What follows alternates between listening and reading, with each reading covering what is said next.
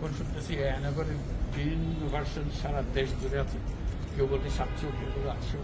এটি সংখ্যাও নিরূপণ করা যায়নি কতটা আছে, কতটা জানা আছে, কতটা অজানা রয়ে গেছে সেই জিনিস। আমরা এমনি শুনি আইএমএ জাহেলিয়াত বলে একটা কথা আছে। এই গত সরকার এই আইএমএ জাহেলিয়াতকে প্রতিষ্ঠিত করে গেছে সর্বক্ষেত্রে, এটা তার একটা নমুনা। আর আমি কমিশনকে ধন্যবাদ জানাচ্ছি, তারা বহু কষ্ট করেছে। অন্যান্য কমিশন তো তারা করেছে, অন্তত তারা নিজেদের ঘরে বসে করতে পেরেছে।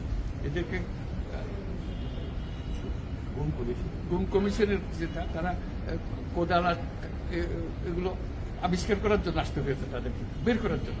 কিসের মধ্যে গিয়েছিল, কারা কি করেছে, এখনো ধ্বংসাবশেষ আমরা দেখতেছি।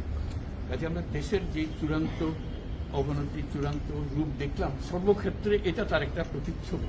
কাজে গুম কমিশন যেটা আমাদের সামনে নিয়ে আসলো, সেটা হলো যে কি পরিমাণে একটা দেশকে সর্বদিকে ধ্বংস করা যায়, এমনকি মানুষের একেবারে সামান্যতম যে মানবিক অধিকার সেটুকু থেকে বঞ্চিত করে রেখে দেওয়া হচ্ছে। আজকে এটা জাতির জন্য একটা বড় চূড়ান্ত রকমের একটা ডকুমেন্ট হবে। আপনাদের সাক্ষী রেখে, আপনাদেরকে নিয়ে এসে আমরা শরিক হলাম এটাতে। যারা এই ভুক্তভোগী তাদের সঙ্গে কথা বললাম, কয়েকজনের সঙ্গে। ভুক্তভোগীদের সংখ্যা আমার জানার মতো 1700 প্লাস, 1750 প্লাস এরকম যারা ভুক্তভোগী। অজানা কত এটা তো আমরা আর জানি না। কেউ বলে যে এটা 3000-এরও বেশি। কাজে সেটাও আমরা ধরে নিলাম যে একটা সীমারেখা দরকার, যেটা আমরা অজানা, সেটা কেউ প্রমাণ দিতে পারেনি। এই যে উদাও হয়ে গেছে, মানুষ নিশ্চিন্ন হয়ে গেছে, কেউ বলতে পারছে না সে কোথায়।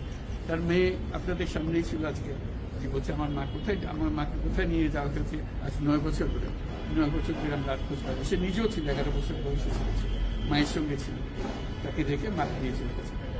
এই হলো সামান্য একটা দৃশ্য। এই দৃশ্য বড় করুণ দৃশ্য।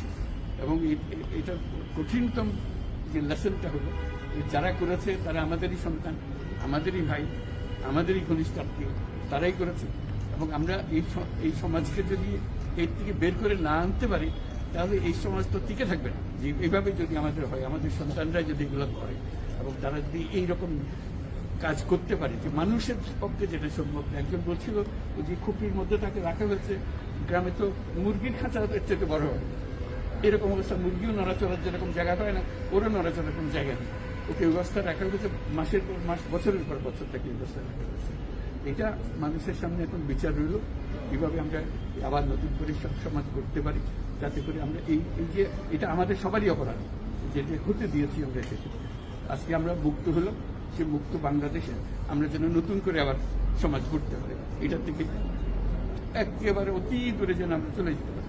এটার নমুনা, এটার সাক্ষী, এটার যে ডকুমেন্টেশন কমিশনের রিপোর্টের মধ্যে থাকবে, এবং এটা অবশ্য পাঠ্য হিসেবে সবাইকে পড়তে হবে, এবং তাদের যারা করেছে তাদের বিচার করতে হবে। তা না হলে আমরা নিষ্কৃতি পাবো না এটা থেকে। এই যে কাজগুলো করে গেল তা না হলে আমরা আবার মুক্তভাবে বলবো কি করে যে আমরা এই দেশের মানুষ, আমরা পরিষ্কার। যারা করেছে তাদের জন্য আমরা কেন মুক্ত হতে যাব, তাদের সে বিচার করবো জনসাধারণ।